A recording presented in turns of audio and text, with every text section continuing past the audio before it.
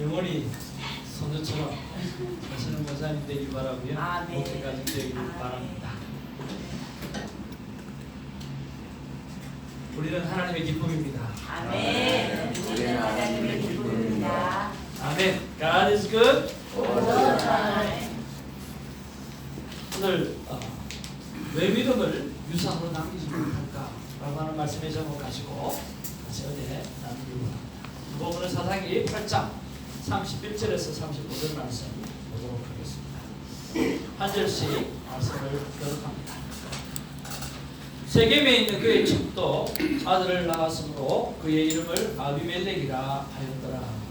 요아스의 아들 기돈이 나이가 많아 죽음에 아비에스의 사람의 오그라에 있는 그 아버지 요아스의 노실에 장사되었더라.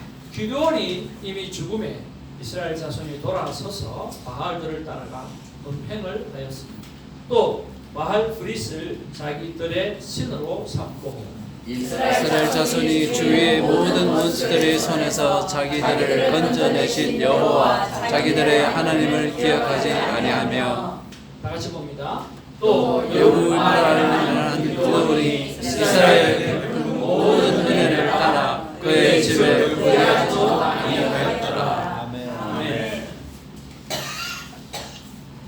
계속해서 우리가 습관에 관해서 말씀을 나누고 있습니다. 지난주에 아주 작은 습관의 힘이라고 하는 말씀의 책에 대해서 말씀을 드렸는데요. 조금 더 이 말씀에 대해서 한번 살펴보기를 원합니다. 이 저자가 말씀하는 것 가운데 네 가지 습관의 모델에 대해서 말씀하고 있습니다. 습관이라고 하면 이 네 가지로 형성되어진다, 만들어진다라고 하는 거예요. 첫째는 신호, 그 다음에 열망, 그 다음에 반응, 그 다음에 보상이라고 하는 네 가지 사이클로 이렇게 되어져 가는 거죠. 그것들이 계속 반복되어지면 습관이 되어지고, 습관이 되어지면 내가 미처 생각하지 않아도 그것이 그대로 이루어지고 있습니다. 마치 저와 여러분들이 어릴 때 엄마가 밥 먹게 하기 위해서 처음에는 밥 숟가락이 코로 들어가고 턱으로 들어가고 어떡하니 밥을 얼마나 많이 흘립니까? 그렇죠? 지금 밥 흘리면서 드시는 분 계세요? 아니 유아기 시절을 못 지나셨어요. 저도 어릴 때 밥을 이렇게 먹다가 흘리면 할머니가 야 이놈아 턱 쪼가리가 빵꾸가 나. 왜 그리 밥 대가리를 흘리냐. 턱 쪼가리가 빵꾸가 나가지고 밥에 들어가서 좀 흘러내려. 참 구수한 그 할머니의 음성이 그립습니다. 이 네 가지 습관 모델로 이어져 가는데요. 이 습관이 구체적으로 형성 방법이 어떻게 되어지는가라고 하는 부분에서 첫째는요, 내가 어떤 습관을 들여야 될 것인가라고 하는 것이 분명해야 된다는 거예요. 여러분 분명해야 돼요. 아주 확실해. 내가 어떻게 오늘 이 습관을 만들 것이다. 분명해야 된다는 거예요. 두 번째는 그것이 아주 매력적이어야 되는 거예요. 재미가 없으면 안 돼요. 그냥 세 번째는 쉬워야 된다는 거예요. 아주 쉬운 거예요. 네 번째는 만족스러워야 달라진다는 거예요.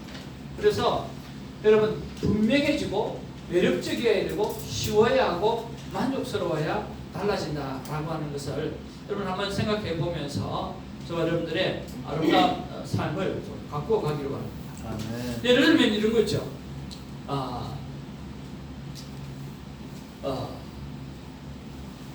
아군이요, 특별히 그 레이더를 보고 아군의 이 숙련된 미사일 이 군인들은 첩보 군인들은 딱 보면 이게 아군 비행기인지 또 아니면 적군 비행기인지 금방 파악하죠. 오랜 경험을 가지고 있기 때문에 그렇습니다. 또 오랜 경험을 가지고 있는 이 간호사는 이 자기 가족들의 안색만 딱 보면 야 어떤 병이 지금 걸렸고 또 어떤 어려움에 처했는지 정확하게 알죠. 우리 선교사님은 선교지에서 일어나는 일을 첫 보면 알죠. 너무나 오래 선교를 했기 때문에. 저도 따져보니까 한 35년간 목회를 한 것 같아요. 나이는 적은데 어릴 때부터 목회를 하다 보니까 한 한 35년간 목회를 하다 보니까 성도들을 딱 보면 알아요. 딱 보면 저분은 지금 어떤 어려움을 겪고 있구나. 좀 어떤 영적인 상태구나. 딱 보면 알아요. 모르는 것처럼 맨날 비리 웃고 다니지만 다 알아요. 그냥 뭐 35년 공과 먹었겠습니까? 산전수전, 공균전도 다 겪으면서 또 개척교회를 9개월대를 하면서 얼마나 많은 것들을 겪었겠습니까? 딱 보면 알아요. 그런데 처음에는요 하나씩 따졌어요. 어떻게 해야 됩니다. 어떻게 해야 됩니다. 어떻게 해야 됩니다. 따졌어요. 근데 시간이 지나가 나니까 따져서는 안 된다는 생각을 하게 되었어요. 왜 그렇어요? 왜 그렇습니까? 성도는 목사의 말을 안 듣기 때문에 안 듣습니다. 절대로 안 듣습니다. 그것을 일찍 깨달아야 되는데 늦게 깨달아가지고요. 에이 목사님 가끔 말 듣습니다. 안 듣습니다. 가끔 말 들었으면 설교를 이렇게 많이 했는데 안 면했을까요? 가끔이라도 들었으면 설교를 이렇게 많이 했는데 안 면했겠습니까? 면하죠. 절대로 안 면합니다. 안 듣습니다. 그럼 저를 제 생각을 한번 바꿀 수 있는 기회를 드리겠습니다. 성도들이 언제 바뀌는가 생각할 때요. 강단에서 내려왔을 때 내 삶을 두고 성도들은 변한다라고 하는 사실을 오랜 목회를 하면서 깨달았어요. 결국은요. 한편이 좋은 설교가 아니라 하나의 도전을 줄 수 있는 그 삶이 오늘 사라졌을 때 성도들은 그 모습을 보고 변하는 것을 볼 수가 있었습니다. 그래서 설교 강단 아래 있을 삶은요. 큐티의 삶의 깊이와 깊은 상관성이 있습니다. 제 목회 슬로건은 두 가지입니다. 하나는 홀로 씁니다. 여러분 홀로 잘 쓰셔야 돼요. 홀로 씁니다. 또 하나는 뭐냐고 하면 죽도록 사랑하기. 시간이 지나고 나서 보니까 결국은 내가 없을 때 이분들이 홀로 하나님을 향해서 붙잡는 믿음을 갖고 살아가냐 살아가지 못하느냐, 이것이 목회의 결정적인 결론입니다. 제가 있을 때는 교회도 잘 섬기고 제가 있을 때는 주의 몸된 교회를 충성하게 살다가 제가 없으면 뿔뿔이 흩어지는 그런 게 아니라 내가 있든 없든 하나님 앞에 말씀을 붙잡고 살아가는 홀로 서기를 너무나 잘하시는 분, 바로 그분이 우리에게는 필요하다는 거 하는 거죠. 두 번째는요, 지나가다 보니까 사랑 없이 되는 건 하나도 없다라고, 결국은 사랑하는 것만 남는다라고 하는 거죠.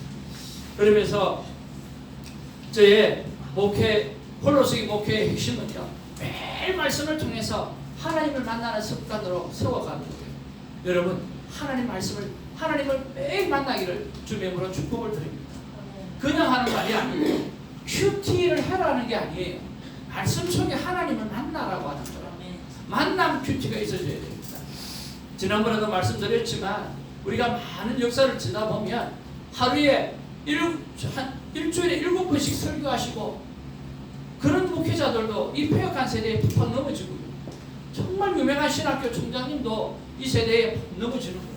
이길 수 있는 힘이 없어요. 여러분, 설교를 많이 해서 성경을 많이 보아서 기도를 많이 해서 아닙니다. 하나님을 많이 만나셔야 돼요. 그 거룩하신 하나님을 만나야만 내가 변화가 되어지는 거죠. 여러분, 노력으로 변화되는 것이 아니라 하나님을 만나야 변화가 되어집니다. 아멘. 그래서 큐티책을 펴시고 그 속에 있는 하나님을 만나기를 주님으로 축복을 드립니다. 바이블 스터디가 필요합니다. 그러나 큐티는 바이블 스터디가 아니라 그 속에 계시는 하나님을 만나는 것입니다. 오늘 이 예배 속에서도 마찬가지고 한편의 설교를 듣는 것이 아니라, 여러분 오늘 우리 두 분 집사님과 권사님 이 부부 듀엣으로 하나님 앞에 찬양을 올려드렸는데 그 속에서 하나님을 만나는 거죠. 우리 목사님의 그 대표 기도를 통해서 하나님을 만나는 거죠. 여러분, 만남의 역사가 있기를 주님의 이름으로 축복을 드립니다. 매일 하나님을 말씀 속에서 만나는 습관을 키워가기로 합니다. 두 번째는 죽도록 사랑하기. 목회의 핵심은 뭐냐고 하면 인생이 결국은 매 순간 내가 진심으로 사랑하는 것만 남는다라고 하는 거예요. 남는 게 없어요. 사역을 해가지고 크게 뭐 있어요. 여러분, 한국의 최대 교회, 전 세계에서 가장 큰 교회, 그 가장 큰 교회 그 일을 다 이뤄냈던 목사님이 지금 얼마나 큰 어려움을 겪고 있습니까? 여러분 미국에 오면 사람들이 제일 먼저 가는 기독교인이 어디입니까? 캘리포니아 오면 크리스찬 처치잖아요. 그 크리스찬 처치가 지금 어디에 있느냐고요. 그런데 남는 것은요 건물이 아니고 남는 것은 사람이 아니고 남는 것은 내가 사랑했던 것만 남는다라고 하는 거예요. 아멘. 그래서 저와 여러분들이 죽기까지 사랑하기를 바랍니다. 후회 없이 사랑하기를 주님으로 축복을 드립니다. 사랑하는 것만 남기 때문에 그렇습니다. 우리 옆에 분하고 한번 좀 인사 나누시고요. 나누시면서 후회 없이 사랑하겠습니다. 한번 좀 후회 없이 사랑하겠습니다. 특히 부모들을 한 번 더 아십시다. 내가 후회 없이 사랑하겠다. 여러분 정말 후회 없이 사랑. 저렇게 이야기하니까 저와가지고 얼굴 빨개지는 거예요. 평소에 얼마나 많은 말을 안 했으면 저렇게. 우리는 사랑합니다 하면 한 색이 안 변해요. 뭐 많이 이야기해가지고. 아침에 뭘 이야기를 하는데 침이 탁 튀었어요. 다리 안에 침이 탁 튀었어요. 여보, 다리에 침이 튀었어. 내가 뽀뽀한 거라고 생각해. 어디다가 그렇게 묻혔는지 모르겠어. 가든지 간에 진심으로 사랑한 것만 남았어요. 그렇지 않아요? 여러분 뭘 사랑하셨어요? 뭘 사랑하고 계세요? 돈, 권력, 명예, 생명? 아니요. 여러분에게 주어진 여러분의 영향권 안에 있는 사람을 사랑하는, 여러분의 가족을 끝없이 사랑하는 그런 일들이 있기를 주님으로 축복을 드립니다. 큐티의 삶이 하나님을 만나게 하고 하나님을 만나면 하나님의 사랑이 본체시라 사랑하는 방법을 매일매일 가르쳐 주시는 거예요. 하나님 우리를 향해서 옥죄시는 분이 아니에요. 하나님 우리를 향해서 뭔가 쥐어짜내면서 바치라고 하시는 그런 하나님이 아니에요. 하나님 우리에게 늘 말씀하십니다. I love you. 내가 죽기까지 너를 사랑했다라고 말씀하십니다. 그럼 우리가 해야 되는 뭘까요? 우리가 죽기까지 사랑하는 일만 우리에게 필요하다는 것입니다. 말씀을 통해서 매일 큐티의 삶을 통해서 사랑의 하나님을 만나는 저와 여러분 되기를 주님으로 축복을 드립니다.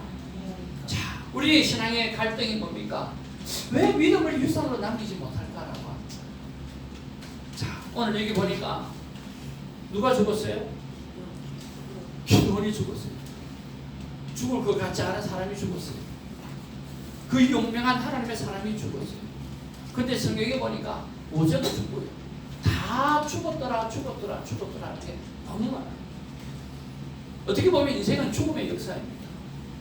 그러면 죽고 난 다음에 그 사람의 열매가 과연 드러나게 되어지는 거예요. 살았을 때의 열매, 오케이 잘 사는 것 같아요. 근데 죽고 나니까 아닌 거네 라고 하는 거죠. 그 사람 살았을 때 참 잘했던 것 같아요. 근데 돌아가시고 나니까 아무것도 없는 거예요.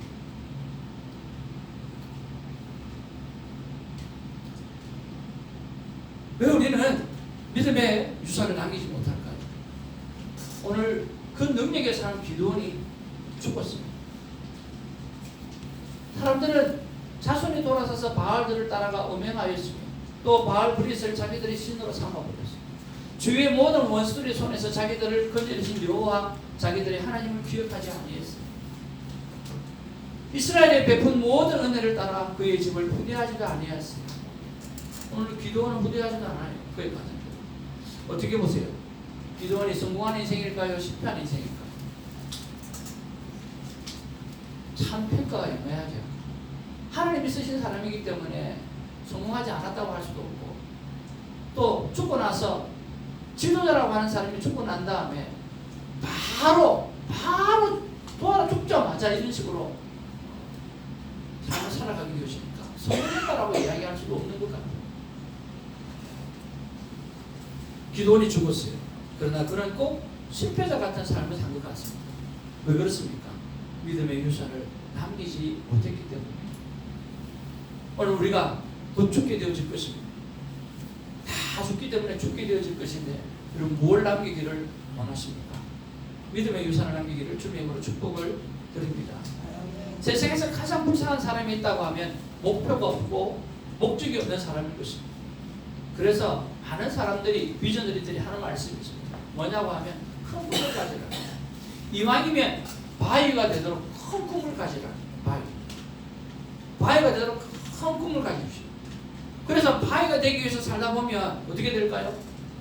그렇게 되지는 못하더라도 조약도로 될 수 있다. 그러나 처음부터 조약도를 꿈꾸면 나중에 모래처럼 그렇게 될 수도 있다. 여러분, 이왕이면 큰 꿈을 가지고 살아가시기를 주님으로 축복을 드립니다. 이 땅에 존재하는 모든 것들이 다 목적이 있습니다. 여러분, 지금 공중에 떠 계십니까? 의자에 앉아 계시잖아요. 의자에 목적이 있어요. 사람을 앉히려고 하는 목적이. 키보드 아름다운 반주가 나오잖아요. 그 목적이 있어요. 그렇지 않습니까? 넥타이 하니까 얼마나 멋있습니까? 좀 돋보이잖아요. 보라색이 어울리는 여자가 진짜 아름다운 여자인데 보라색이 어울리는 거니까 남자도 굉장히 보라색이 받는 거 보면 미남인 것 같아요. 자, 이 땅에 존재하는 모든 것은 다 목적이 있어요. 프로젝트도 마찬가지. 적이 있기 때문에 이렇게 우리가 보여줄 수 있지 않습니까? 인생의 모든 것이 목적이 있는데 오늘 왜 우리는 자녀들에게 우리가 영적인 자녀들에게 여러분 자녀가 없는 분들도 있어요. 자녀가 없는 분들은 우리 여동생은 자녀가 없어요. 그래서 아답트를 했어요. 40에 한 아답트를 했는데 그 아들이 얼마나 예쁜지 몰라. 남자인데 너무 좋아요. 그런데 또 자녀가 없는 분이 있어요. 자녀가 없는데 뭘 해요? 예, 영적인 자녀들을 교회에 상당히 많이 키우고 있어요. 여기 미국 교회에 지금 담임 목사님 앞에 계셨던 제가 참 존경하는 분인데 그분은 한국 아이를 5명이나 아답트를 했어요. 데이비드 콜 목사님. 얼마나 그냥 보면 그냥 보기가 숙이져요. 그래서 여기 하면서 운동하시는 분 중에 그 아들이 운동하고 있어요. 얼마나 귀하고 아름답습니까? 우리에게는 숱한 내 육체적으로 낳은 자녀가 있고 내 영적인 자녀들이 다 있어요. 없지 않습니다. 다 있습니다. 근데 그들에게 왜 우리가 믿음의 유산을 남겨주지 못하느냐고 하면 인간의 존재 목적을 내가 잊고 살고 있기 때문에 그들에게 못 가르쳐 주는 거예요. 여러분, 인간이 인간남의 삶의 목적이 무엇일까? 오늘 성경은 분명히 이야기하고 있습니다. 하나님이 사람을 창조하신 목적을 알지 못하면 헛되게 살 수밖에 없어요. 그래서 우리는 소요리 문답에서 사람이 제일 되는 목적이 무엇일까? 라고 물어보았을 때 이렇게 말씀하고 있습니다. 다 같이 한번 따라하겠습니다. 사람이 제일 되는 목적은 사람이 제일 되는 목적은 하나님을 영화롭게 하고 하나님을 영원토록 하나님을 즐거워하는 것입니다. 즐거워하는 것입니다. 이것이 사람 되는 제1목적이에요. 인생은 두 가지를 선택해야 돼요. 내 조상이 원숭이다. 내 조상이 하나님이다. 여러분, 내 조상이 원숭이가 되기를 원하시는 분은 동물원에 가시기를 바랍니다. 거기 가서 잘 모시고 사시기를 바랍니다. 그래서 집에 사실은 개를 모셔야 될 게 아니라 원숭이를 모셔야 돼요. 우리 조상이니까. 그러면 또 하나는 창조주 하나님이 계시다는 거예요. 그 두 가지 길 밖에는 하나도 없어요. 그러면 우리가 원숭이를 즐겁게 하고 영화롭게 해야 하느냐? 아니면 창조주 하나님을 영화롭게 즐겁게 해야 돼요. 우리 인생의 목적은 그 두 가지 중에서 하나를 선택해야 돼요.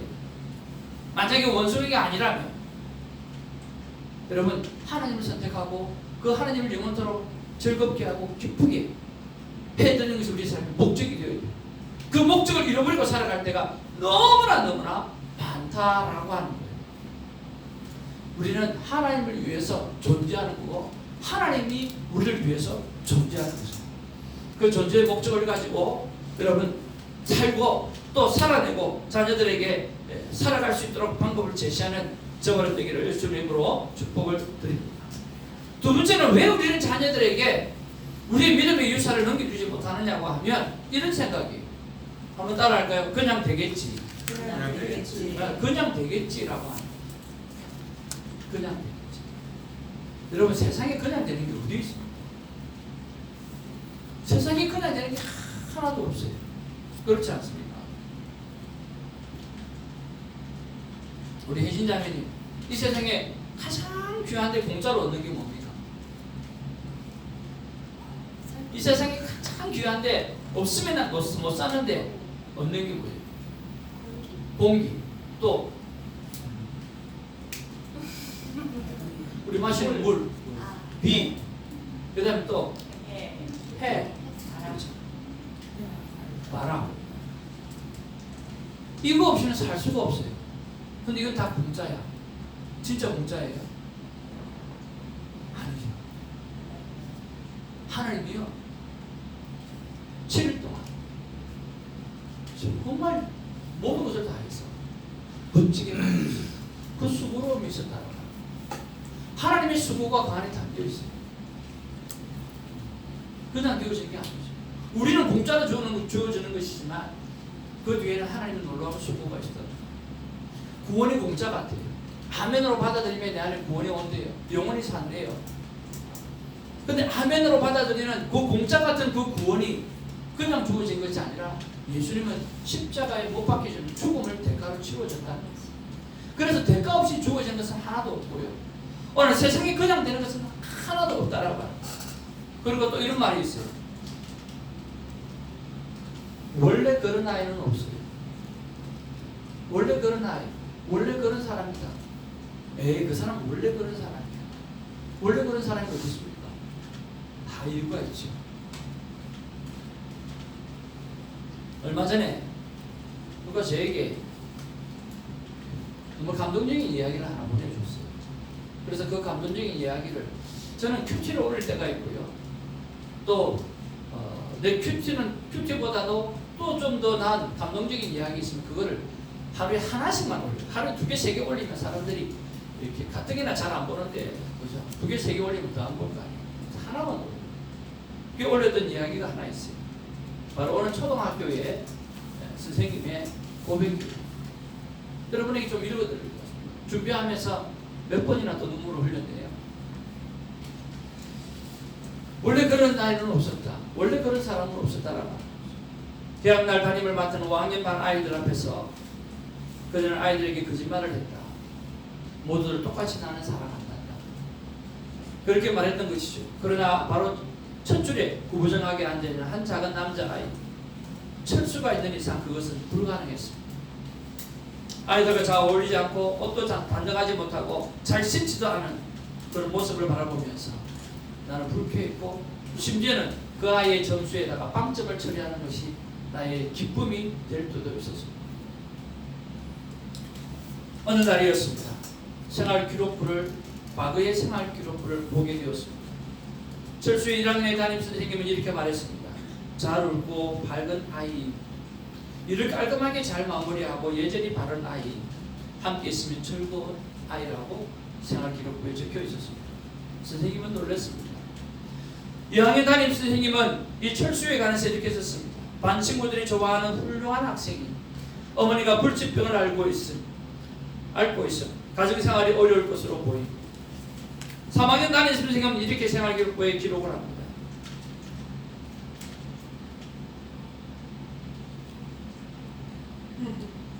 옛날 생각이 났죠?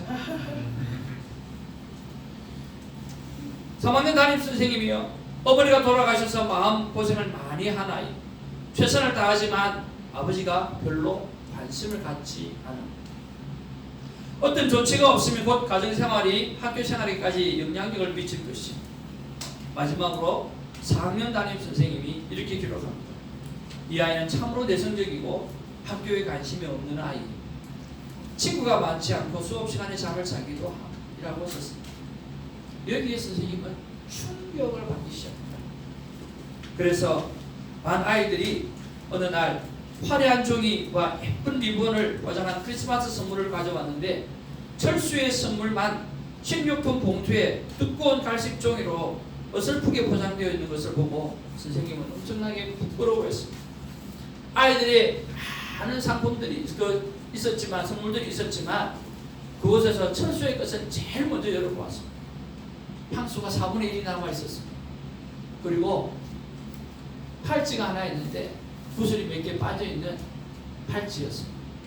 아마 엄마가 찾던 것이었던 겁니다. 그 가짜 다이아몬드를 팔에 끼고 예쁘다고 보여주고 향수병을 칙칙 뿌리면서 냄새가 너무 좋다고 이야기하니까 길거리에 있는 아이들이 더 이상 묻지 않았다라고 하는 거죠. 그리고 그날 밤 선생님은 산수를 가르치지 않기로 했습니다. 산수나 수학이나 같죠. 국어를 가르치지 않기로 했습니다. 선생님은 진실한 사랑을 가르치기로 했습니다. 그리고 그 다음날 철수를 향해서 하나씩 관심을 보이며 철수에게 가르치기 시작했습니다. 철수는 똑똑한 아이였기에 눈이 빛나기 시작했고 아이가 변하기 시작했습니다. 졸업을 하는 그때 철수는 1등으로 졸업할 수 있었고 선생님 책상 위에는 쪽지가 하나 있었는데 그 쪽지에는 선생님은 최고의 선생님입니다 라고 하는 쪽지였다고. 1년이 지난 후에 문 아래 철수가 쓴 쪽지가 또 하나 있었습니다. 이게 뭐냐고 하면 자기 평생의 최고의 교사였다라고 합니다. 6년이 흘렀습니다. 그리고 쪽지가 자기 집으로 배달되어 왔는데 그 편지를 읽어보니까 고등학교를 반 2등으로 졸업했다. 그러면서 적혀있는 이야기가 하나 있습니다. 선생님은 내 인생의 최고의 선생님이라고 하는 거예요. 4년이 흘렀습니다. 또 한 통의 편지가 왔습니다. 이번에는 대학 졸업 후에 공부를 더 하기로 마음을 먹었다고 써져 있었습니다. 이번에도 그녀가 평생 최고의 선생님이었다고 그렇게 고백하는 편지가 써져 있습니다. 그런데 이번에는 그 편지 밑바닥에 이름이 조금 길게 적혀져 있더라고요. 닥터 박철수 올림 박사가 된 거예요. 여기서 끝나지 않았고 그의 봄 한 통의 편지가 왔습니다. 철수는 여자를 만나 결혼하게 되었다고 했습니다. 아버지는 몇 년 전에 돌아가셨으며 K 선생님에게 신랑의 어머니가 앉은 자리에 앉아주실 것인지 물어보았습니다. 그녀는 기꺼이 좋다고 받아을 했습니다. 그런 다음에 그녀는 가짜 다이아몬드가 몇 개 빠진 그 팔찌를 차고 어머니와 함께 보낸 마지막 크리스마스에 어머니가 뿌렸다 했던 그 향수를 뿌렸습니다. 이들은 서로 포용하고 난 뒤에 이제 의젓한 의사가 된 박철수는 K 선생님에게 귓속말로 속삭입니다. 선생님, 저를 믿어주셔서 감사합니다.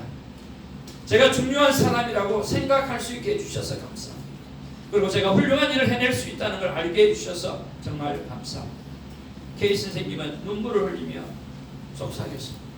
철수야, 너는 완전히 나를 잘못 알고 있구나.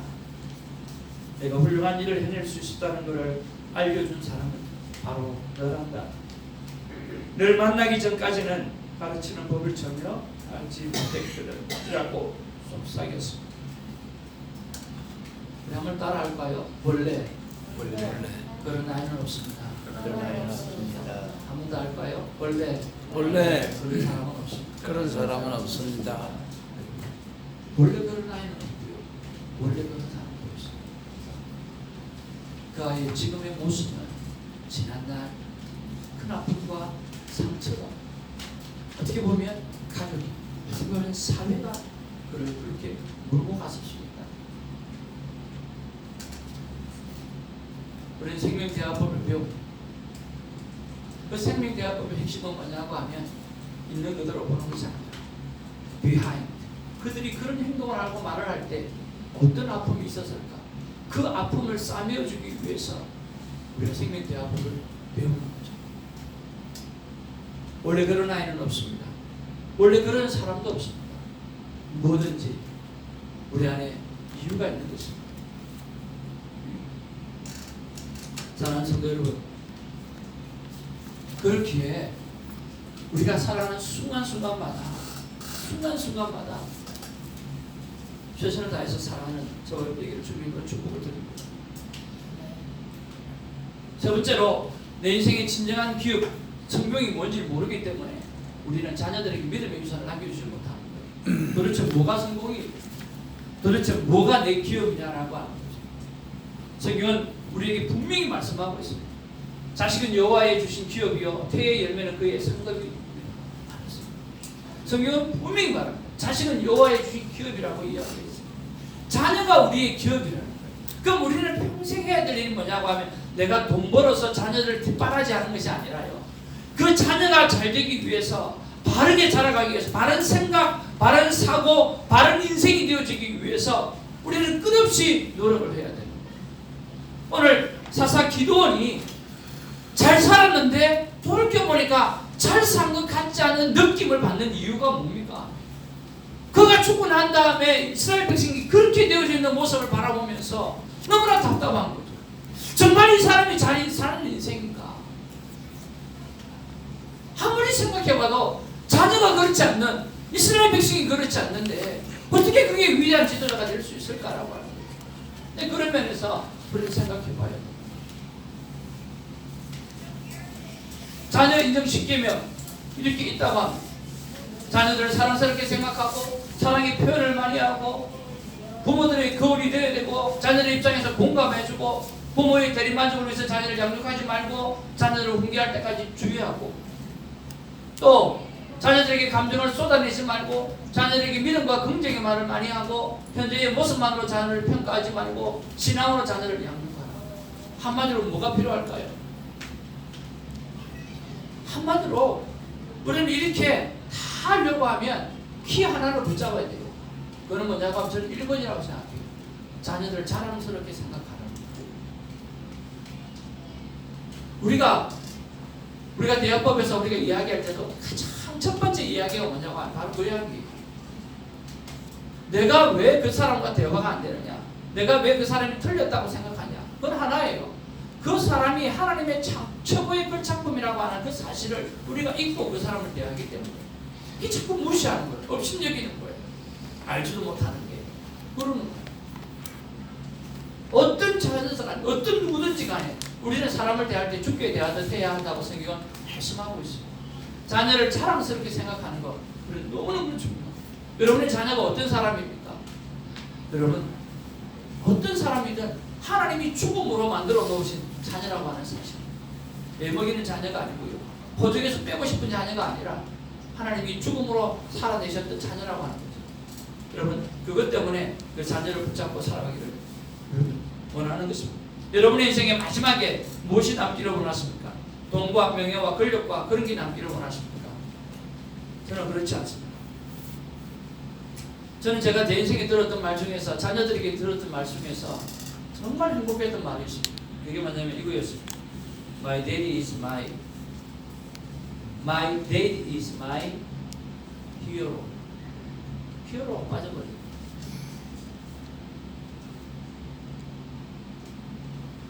우리 아이가 그러는데, 아빠, you're my hero.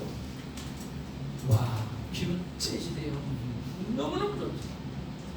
사춘기 때